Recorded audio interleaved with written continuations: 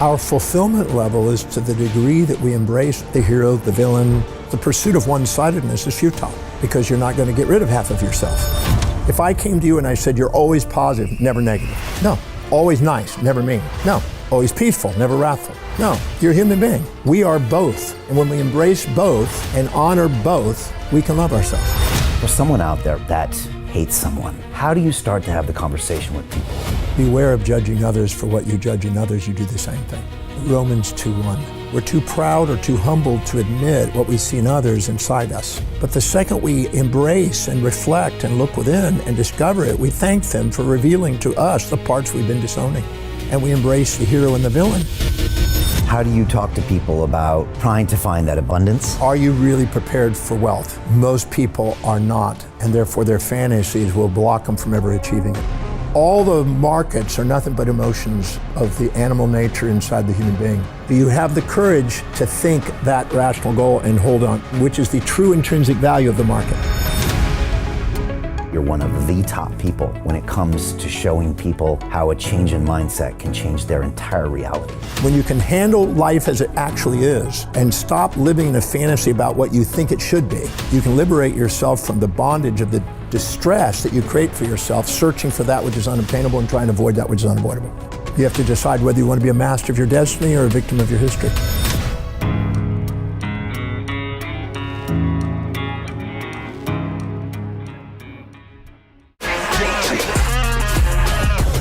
Hey, I know investing in crypto is scary. It takes a real leap of faith because there are so many scams, rug pulls, and bad actors out there. It's a dangerous business, which is why 95% of people lose all their money. Well, that's why I created the London Real Investment Club, so you can access the hottest deals on the planet and use the crypto bull market to create the generational wealth that you deserve. Join my team of over 100 people from around the world that are making millions of dollars behind the scenes investing in blockchain, AI, Web3 games, DeFi, Bitcoin, and more. Don't miss out. Click the link below to book a call with one of my team now. But hurry, this bull market will end soon. I know investing in crypto can be scary. That's why you gotta join the investment club. Pull the trigger. Let's do this.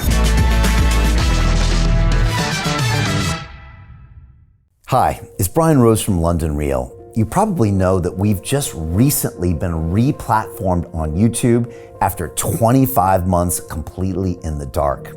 The truth is, I really need your help. What I really need you to do is click on that subscribe button right now, like this video, and maybe even leave a comment or share the link with friends. We're really fighting against an algorithm that's tried to keep us quiet for so long. And the more subscribers we have, the more people watch our content, the better guests we can bring you, the better content, and we can continue transforming lives. We've been doing this for 14 years now. I want to do this for another 14 years, but I really need your help. So click on that subscribe button, like the video, leave a comment, share this, and we're going to continue to bring you more and more great content. Thank you. This is London Real. I am Brian Rose. My guest today is Dr. John DeMartini, the human behavior expert, global educator, and best-selling author of over 40 books translated into 30 languages. You are the founder of the DeMartini Institute, where you teach thousands of people each year about human values, wealth creation, and self-mastery. Your frameworks, such as the DeMartini method and values factor, are used globally to help individuals break through limitations, align with their highest purpose, and achieve extraordinary results in life and business. You've been featured in documentaries like The Secret and spoken on stages in more than 100 countries, bridging psychology, philosophy, and finance. Your teachings integrate science and spirituality, inspiring people to understand that whatever they think is missing in their lives can be awakened from within. John, welcome back to London Real. Thank you. Thank you for the lovely introduction. It's really special having you here. I think it's the third time that we're here in person together over the past, coming up on 6 years. And it's really special because for me, you're not just another guest. You're a guy that has changed my life, and your methods continue to change my life. And I was telling you, I spent the entire month of August in Barcelona, and it should have been renamed DeMartiniville because I was listening to your YouTube videos as I walked through that city for hours every day. And I think that even though the world knows how amazing you are, I still think with all that fame, you're still underrated, because I think you're one of the top people when it comes to showing people how a change in mindset can change their entire reality. And I don't know what it is, but when you're talking, I'm always like, wow, wow, wow, wow. And these are things I didn't understand 5 years ago, 10 years ago. And so I can't wait to dive in, because I think your tools are so useful to anybody on the planet. Your story is also incredible. For a guy like you, so articulate and so accomplished, to know that you were told you would never be able to read, and you weren't even reading and doing anything till your teenage years, no formal education. We'll get into that. But I want to start with something that I think most people struggle to get their head around, and something that took me years to get my head around, John. And when I first started London Real, a guest said to me, you know what, Brian, when you hate somebody, there's a little bit of you in them, and that's why you're obsessed with them. And I thought, that's ridiculous. I'm nothing like them. And I meditated on it for years, and I still could never, ever come to the conclusion. But maybe deep down inside of me, part of me knew that something was right about that. And this is something you talk a lot about, whether you're in deep love or deep hate with people, that there's something there that's inside of you, and you can't kind of go to the next level and transform until you, I think, try to understand it. And right now, Dr. John, I see so much hate in the world. I see America divided. I see people getting shot. I see people getting angry. And I think to myself, man, maybe this is a great time for them to learn some of your techniques. And so for someone out there right now that hates someone or loves someone, and this could be a certain political figure maybe that you know very well, that you might have lived one time in his tower, but that's like a perfect example of an archetype where people have these strong emotions. How do you start to have the conversation with people and say those extreme feelings are actually holding you back from your own transformation? How do you have that conversation with people? Well, sometimes I don't try to offer a service until I establish a need.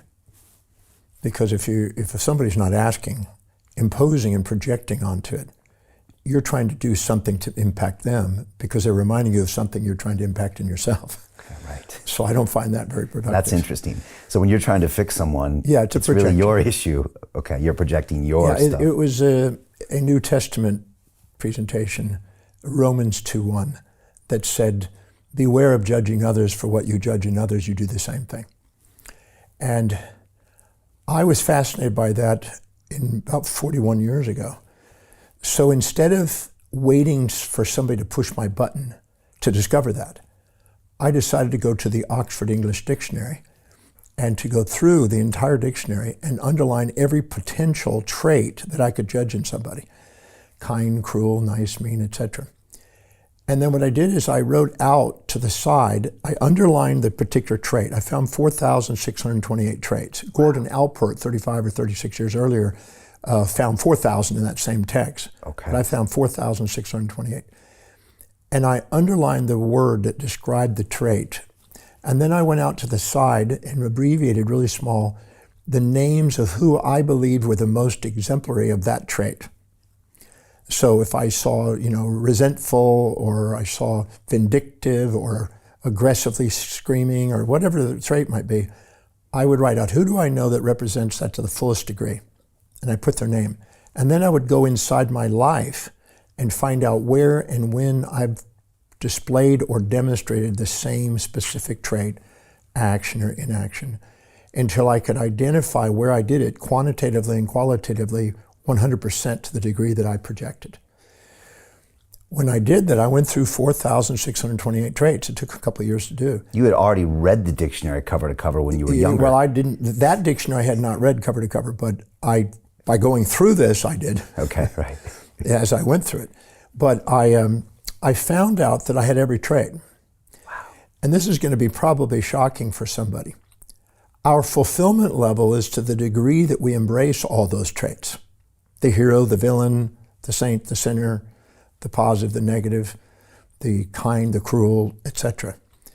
But what we do is we tend to disown. We're too proud or too humble to admit what we see in others inside us. And we're only too proud as a dissociation from the shame we have that we're judging ourselves for that trait, and they're reminding us that's why we want to avoid them, because they're reminding us of a part of us that we haven't loved in ourselves and incorporated.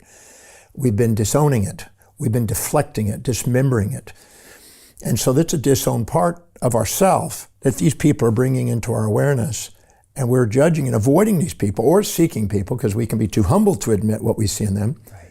And as a result of it, they're giving us an opportunity to include the part of us that we've disowned. And our fulfillment in life is to the degree that we own it all. Our unfulfillment are all the voids. That's why whenever we judge somebody above or below us, put them on pedestals or pits, we feel empty. But the second we embrace and reflect and look within and discover it, we thank them for revealing to us the parts we've been disowning. And when we have all of it and we embrace the hero and the villain, people may not like Donald, but he owns his hero and villain. He's got people supporting and challenging, and he doesn't respond and he doesn't react. He just keeps going. And so that is a strength, actually. But we go around and we are addicted to moral hypocrisies that we're trying to get rid of half of ourselves and try to be only one side. And this one-sidedness, the pursuit of one-sidedness is futile. It's an empty pursuit because you're not going to get rid of half of yourself.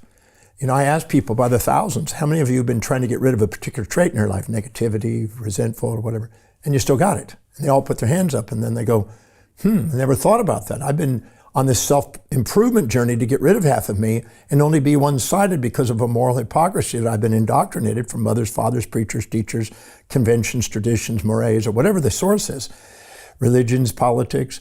And I'm now trying to be something that's non-obtainable and trying to avoid that which is unavoidable, which is a source of human suffering and non-sustainable futility. And so if I see this characteristic in myself that I consider bad, how do I come to terms with it without continuing to promote it? Because if I am vindictive, if I go and say, I'm naturally vindictive, I'm going to do more of that, I'm guessing that's not necessarily the greatest way forward. So how do you come to terms with it, but also maybe not go into it? Or do you go into it? You know what I mean? I have all the traits. You support my values, I'm nice as a pussycat. You challenge my values, I can be mean as a tiger. Right. I can be very humble and I can be very arrogant. I've been both.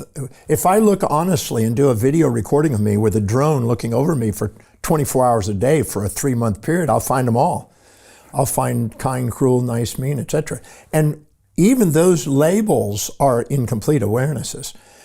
If somebody is nice to somebody and, quote, nice and generous, they could be making them dependent, obligated, less resourceful, less driven, and kind of feel like they've got to go and compensate, and they lose their drive some cases. So you keep them in juvenile dependency by making it generous and quote, kind. And on the other side, so that very kind and generous is actually robbing them and basically stingy of them being able to be on their own and be capable of standing on their own 2 feet. So the inside the kind is cruel. It's like the yin and the yang. Right. Inside the cruel is kind. It's a Taoist understanding. And sometimes you're tough on them and you're mean and stingy. No, I won't take care of that. You have to figure it out yourself. They become resourceful and they become more precociously independent. They become more empowered.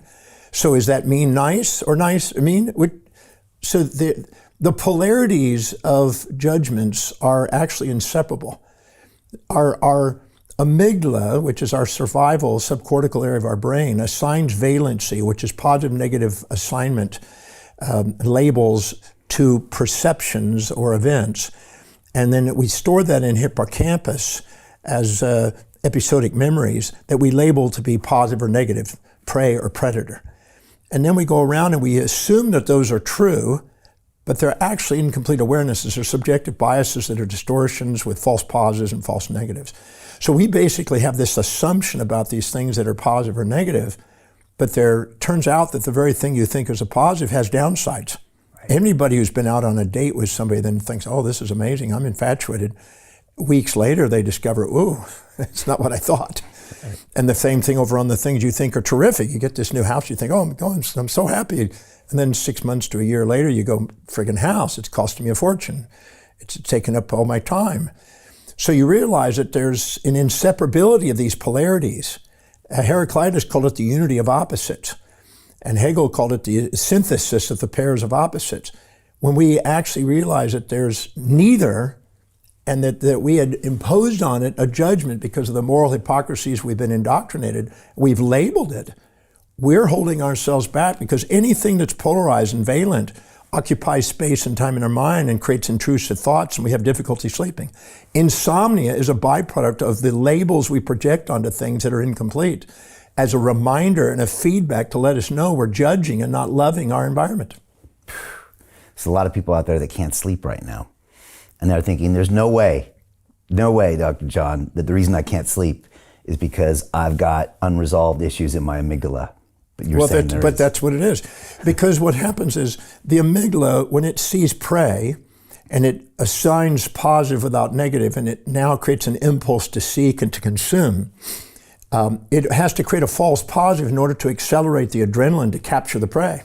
So when it does, it accelerates and dramatizes the emotion and subjectively biases the interpretation of the event or perception.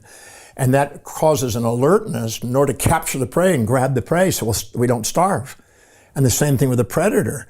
So if we see something, we'll see way more negatives than positives, and we'll have a false positive on the negatives and a false negative on the positives. We'll distort it. We'll get our adrenaline going so we can run and get away from the predator. So anything that supports our values or challenges our values represents prey and predator in our mind. And the more polarized it is, the more insomnic we become, because those intrusive thoughts are on alert so we don't starve and we don't get eaten. And so it's a basic survival. There's only two forms of stress that people face in their life: the perception of loss of that which they seek, and the perception of gain of that which they try to avoid. The perception of starvation and being eaten to the brain. Right. So anything that supports or challenges values back inside the brain, in this subcortical area of the brain, is registered as prey and predator. And so we literally have these responses, and insomnia is a survival response to make sure that we don't miss out on food and get eaten. So insomnia is basically a feedback to let us know that we're highly polarized in our judgment. We're in an absolute state instead of a relative state. And we're not seeing both sides simultaneously. We're seeing one side without the other side, to which we're blind. And therefore we're trying to avoid a predator and seek a prey, and so we're under alert. And so if you never try to resolve those things, if you never go back... They stay in your consciousness until they're resolved. And they're stored. Do they naturally get resolved in people's lives, or no? If you have events in life that you make new associations with what you thought was terrible and you find the blessings out of it, or the other side, we find the downsides of what we're infatuated, we can neutralize that and strengthen our intuitive capacities to see the other side that we're ignoring, that we're unconscious of. But in most cases, they get dramatized. They get compound interest. Anxiety disorder is compound interest on the original charge. Things that remind you of that, promote it, right? Dramatize it, compound it. So you might say that anxiety is nothing but compound interest added to an event that you saw that was imbalanced, that was negative. And ecstatic fantasies that hook people into new relationships over and over again is a compounding on the positive side. Both of them are distractions. Both of them are philic and phobic. Both of them are insomniac, stimulating, and they are intrusive thoughts that run our mind. If you go into deep meditation, while you go into the meditation, you can sit there and just go into meditation. You'll hear all this noise in the brain. All that noise in the brain is the unconscious information that we're not paying attention to, trying to meet up with the conscious to make us fully conscious to see both sides simultaneously that's stored in the hippocampus. Will meditation resolve some of that? In some cases, meditation, if it's integrative and not escape, some people will use meditation to escape an event and try to dissociate from it. And some people use meditation as an integrative force to actually integrate and look for the opposite and balance and integrate the brain.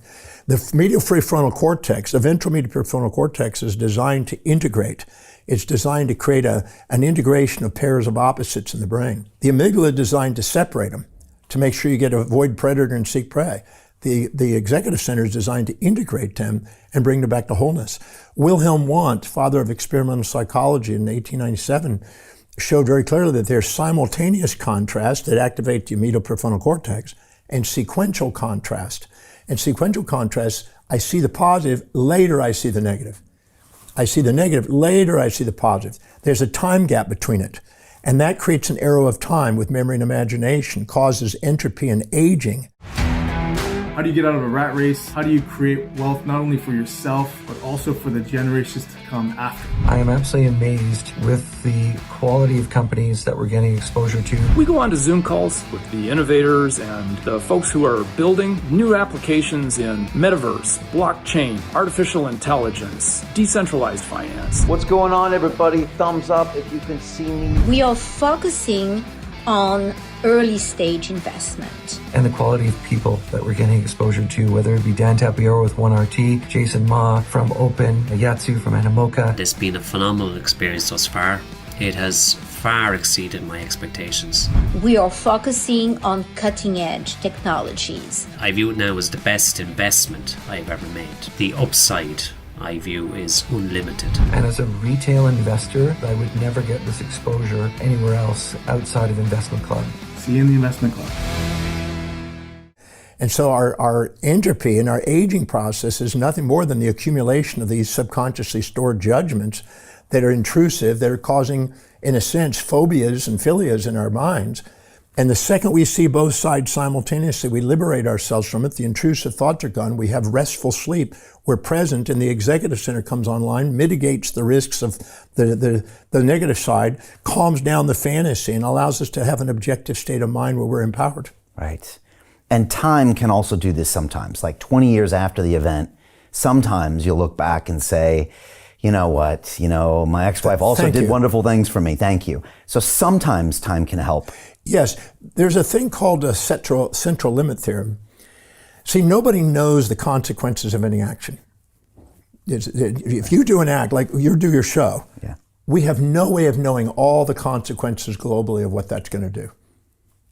But we do know that the probability increases as the ripple effect occurs to get to a perfect balance of supporters and challengers. It will regress to a mean between the pairs of opposites. And so we know that. So the longer time goes on, an event that you thought was terrible or terrific has the capacity, if you awaken your intuition, it can have the capacity to neutralize itself over time. But some people dramatize it and run the story. And as long as they run the story, they're decreasing the probability of having that story being neutralized. And they dramatize it, and then they become a victim of their history, not a master of their destiny. Yeah, I did that with my parents' divorce when I was 7. And, it wasn't necessarily a traumatic event, but for some reason I latched onto it, and I told myself this same story for decades, John.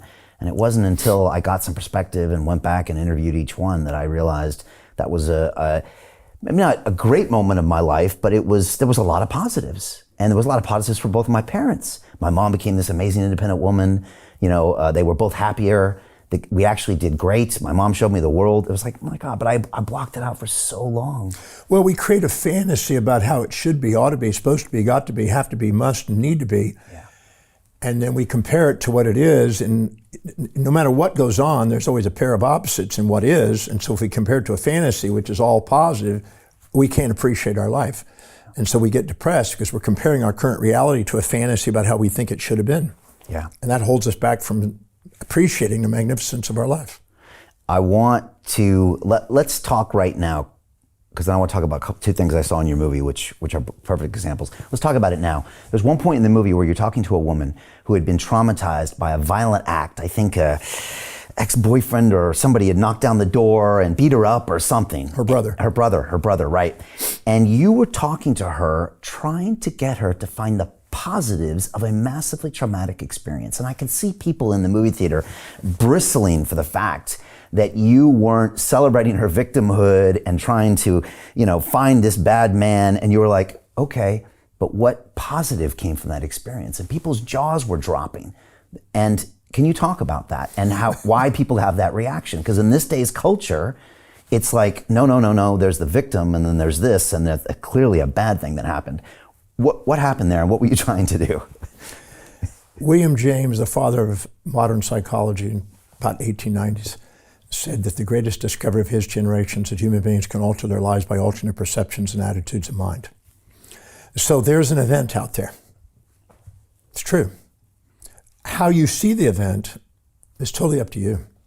The event is neutral until you come to the table with an expectation or perception. Let me give an example. If I was to take your hand and put it on the table here, let's imagine a table here, and I put your hand on it, and I took a big sledgehammer, and I slammed your thumb. And you went, whoa, you probably imagine that being traumatic, and you'd probably be angry at me and disperse, because the associations you have and the expectation you have is that's trauma. But what if I prefaced it? I said, I'm going to give you $1 billion in cash, tax-free US dollars in cash. I'm going to give you the mansion of your dreams on the location of your dreams, tax-free. It's yours. The male or female of your dreams, now being introduced to you, you find the person you always wanted. And I stack up enough benefits to that. And I said, all I have to do is slam the thumb. Your thumb will be probably injured for about 10 days, and 2 weeks you'll be normal again. But I put enough of those on there. I asked how many would allow me to slam the thumb. Every hand goes up. Sign me up. So now the expectation, the perception is completely different, because you have new associations associated with the same event, slamming of thumb. So is the slamming of thumb trauma? If you say so. If it's associated with more advantages and disadvantages, it's not. Somebody can actually be a radical fundamentalist in religion or whatever and die for their cause, and they will take it on because they've been told that in the afterlife you're going to get 72 virgins or something. You're going to stack up enough benefits, they'll go and do something because of the associations, expectations, and how you perceive it. Yeah. So an event is neutral until we bring to the table our expectations, our perceptions, our indoctrination of moral hypocrisies about how life's supposed to be. And we, as a result of it, then label it that way. So I've been blessed to take people who've been traumatized. I had a guy had his buddy crawl over a mine in front of him, and he saw the mine, and he tried to warn the guy. It's too late, and it blew up and had most of his buddy all over his body. Wow. And we went through and took each frame of that experience and found what happens when the mind dissociates from a trauma, dissociates and creates an anti-memory, an anti-perception. And if I can show them the anti-perceptions in each frame of that experience and put those two together, the so-called trauma and ecstasy, or torture and ecstasy, come together. And I like to think of love as the synthesis of all pairs of opposites. And I can show them that all of a sudden they're in tears of gratitude for the event.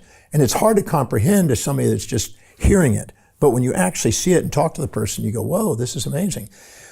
How do they get to gratitude in that event when their buddy's blown up? Because what they realize their mind dissociates. When somebody's in a near-death experience, or they're traumatized, they called it, or whatever, their mind will create an anti-experience in order to balance it, to keep the excitation and inhibition ratios in the brain balanced.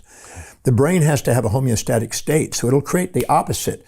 And our intuition is trying to help us see it, but our impulses and instincts of our amygdala override it with drama, and we run the story, and then we stop ourselves from being able to see the other side.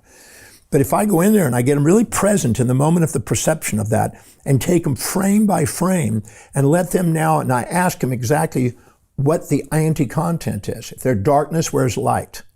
I'll give a real case. It's an interesting case. So this happened quite a bit years ago.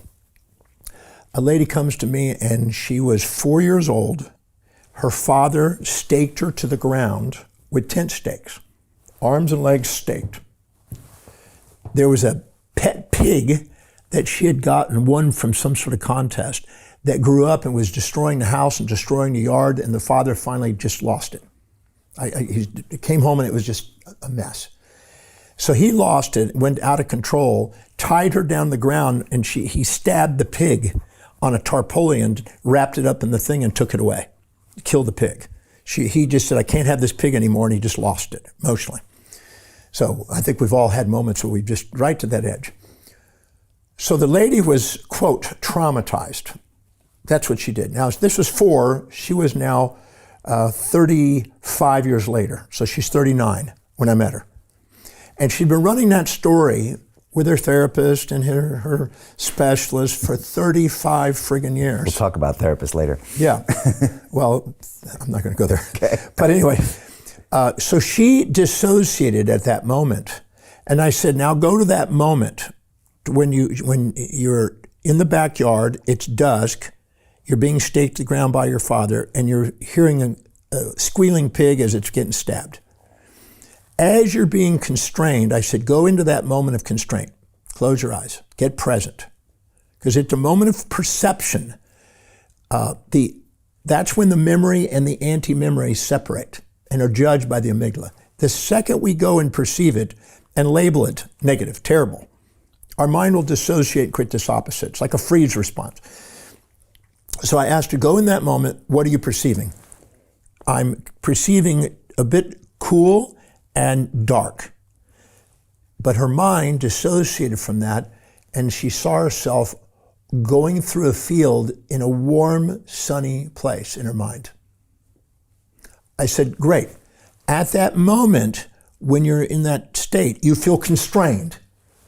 In that moment, I'm running through a field, there are butterflies and birds, and I'm free, just running freely through this field.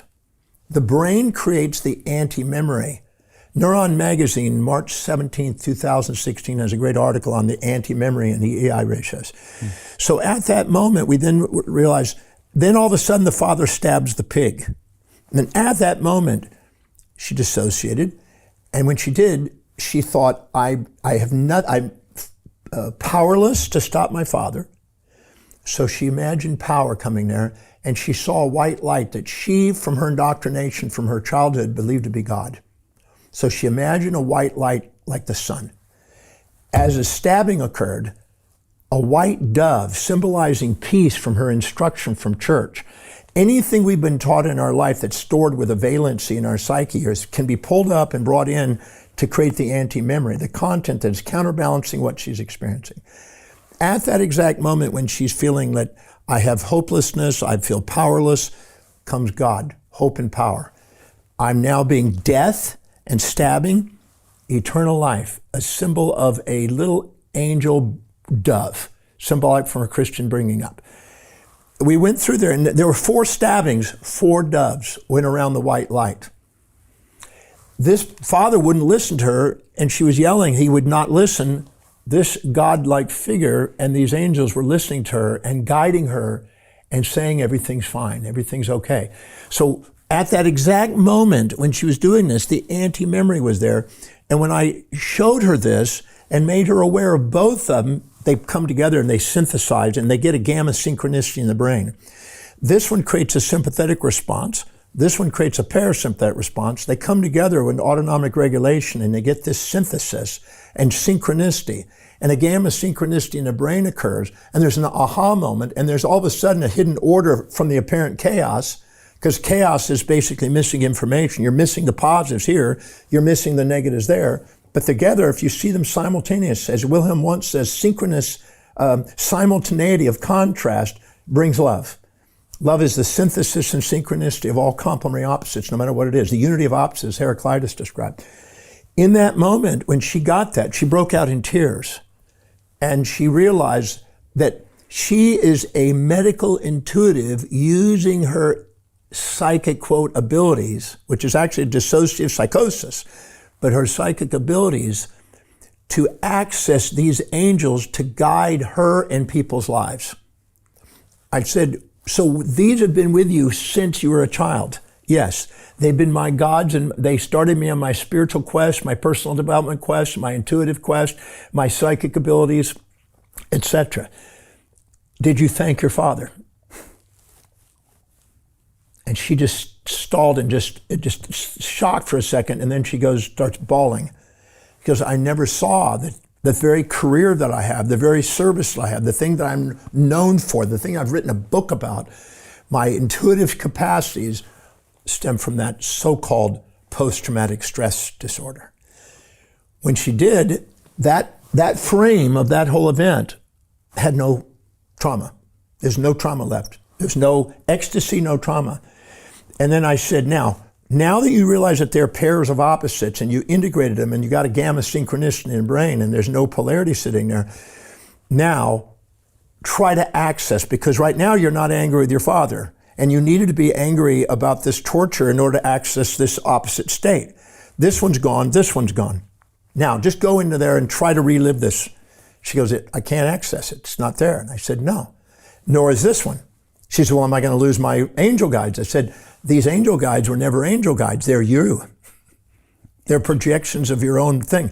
At the Bardo Thadal, the Tibetan Book of the Dead, it says at the moment you're passing, you're presented with both peaceful and wrathful deities, but fear not, for they are nothing but projections of your own mind. So these were projections. This was a trauma that was assumed it was a negative without a positive. That causes excitation, inhibition in the brain. The anti comes in, the dissociated opposite anti-memory comes in to get the IE ratios back into balance, to stabilize the brain.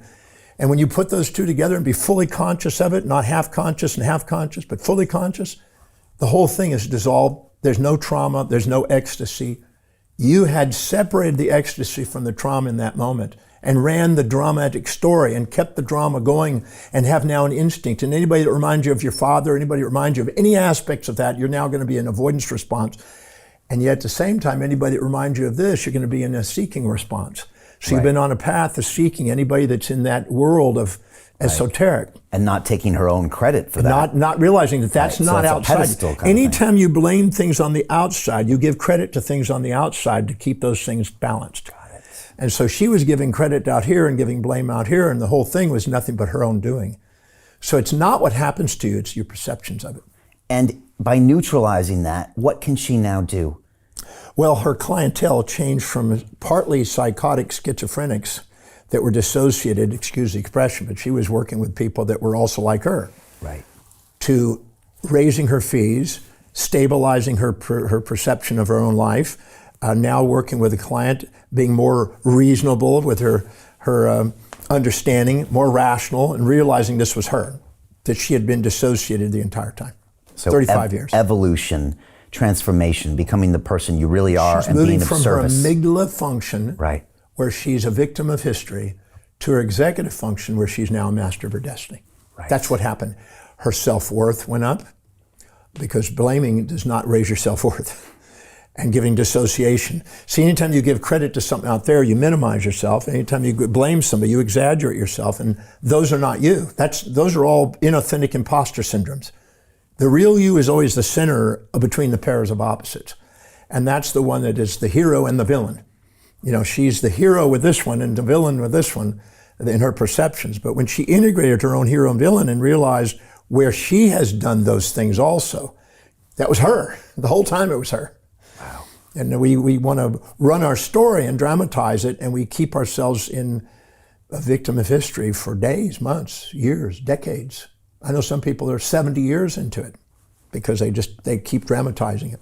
And everyone watching us right now has one of these on some type of level, big or small, deep down inside you and in your past, and it's holding you back from... Well, it's catalyzing too. I mean, we don't want to... We're going to go down the rabbit hole now. Yeah, because I'm associating things with that as well too, right? So go ahead. Everybody has a hierarchy of values, which we said, I think, on a previous show. Everybody has a hierarchy of values, a set of priorities they live their life by.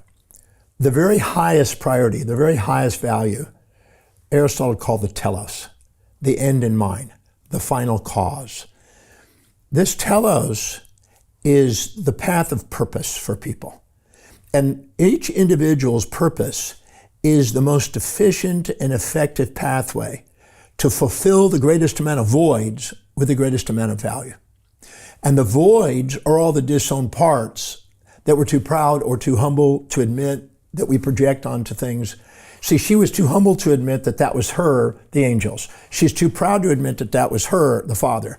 When she integrated that and became equanimous and in equity between these outside sources, evoked potentials, as they call it in the brain, and integrated it, she had a spontaneous potential in the brain, which is an aha moment, which is a synchronicity, which is a sign and confirmation of authenticity. And in that state, she's empowered. And in that state, she's fulfilling the voids because she's no longer judging. See, it's the judgment. When you're infatuated with somebody and you're conscious of the positives and unconscious of the negatives, you're too humble to admit what you see in them inside you. So you're disowning a part.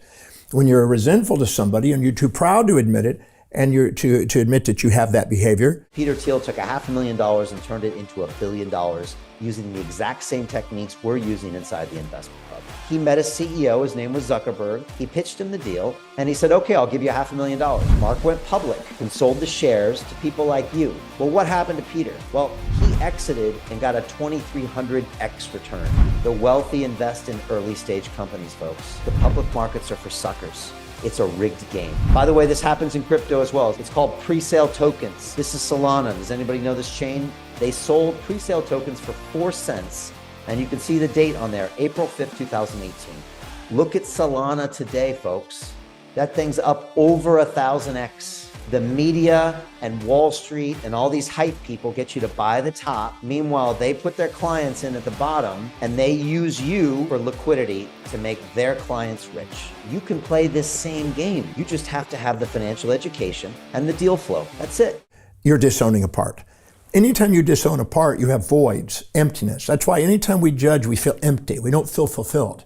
But anytime we integrate them and own them, and we feel love, and realize that there are teachers teaching us how to own the parts we've been disowning, we get to have a moment of fulfillment. And the gamma synchronicities is a confirmation of an autonomic regulation where we have the most resilience and adaptability in our state of consciousness, and we're free. We're not having insomnia, and we're not having all the emotional vicissitudes of the autonomics running epigenetics and creating symptoms in our body to try to wake us up. It's helping us love and helping us bring wellness, and the wellness quotient goes up. Okay. Wow. Now, we quickly talked about therapists, but in the current world we're in, her trauma would, on social media, have been celebrated. The father would have been demonized, and her therapist would have showed how that was the reason nothing in her life was working. Exactly. And would have rehashed it every week for a couple $100 an hour for 20 years. Yep. That's what she was going through.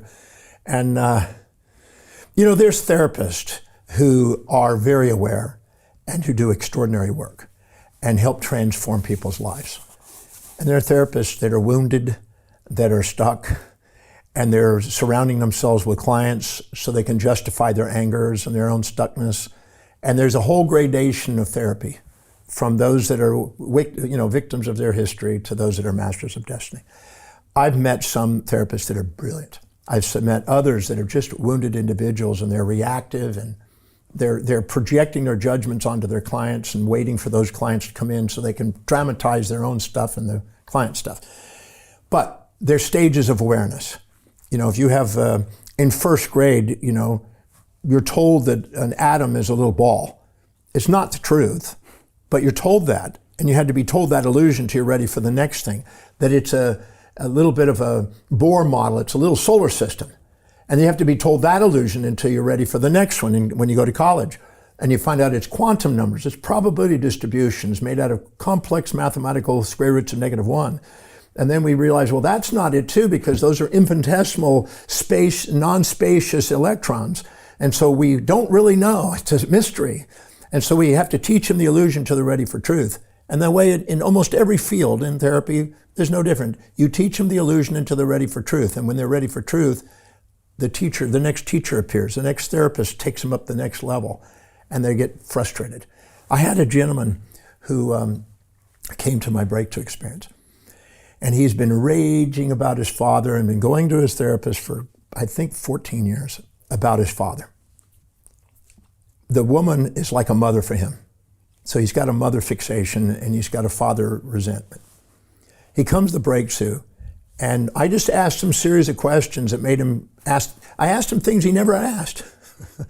The quality of your life is based on the quality of the questions you ask. If you ask a question that makes you conscious of what you've been unconscious of, you can become fully conscious. And so I navigate people and help people balance the perceptions of their reality so they actually see what's actually there, not what they just created in their own mind. How do you find the problem with a guy like that? Because you don't know that history when he walks in. Well, he gives some of that history. Some of it. My father was abusive, and he tells me everything his therapist has told him. Right, okay. He runs the story. Right. And so I helped him break through this thing. And he ran out of the program 3 times.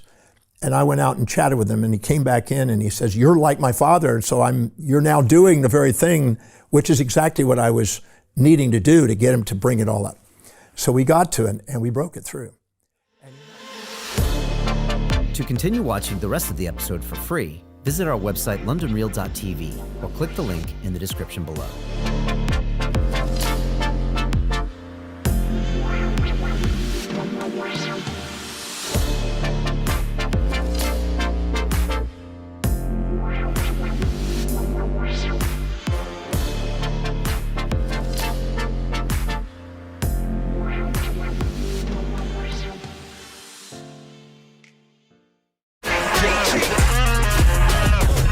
Hey, I know investing in crypto is scary. It takes a real leap of faith because there are so many scams, rug pulls, and bad actors out there. It's a dangerous business, which is why 95% of people lose all their money.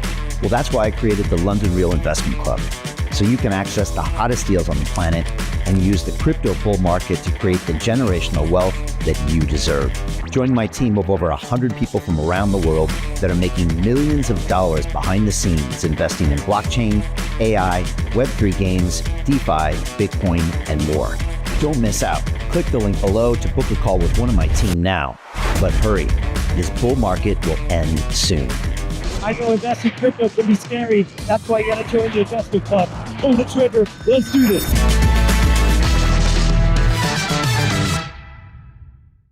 Most people will never see this opportunity. Dubai luxury transformation projects have historically delivered 40 to 90% annual returns. That is incredible. These were once reserved only for insiders with access. I spent 15 years on Wall Street and I learned this: the biggest returns always go to the people who get the call first. Now, you finally can. We've just received a brand new project with major upside potential. Allocations move fast. Click the link, apply now, and speak to my team. This is your chance to see what others never will.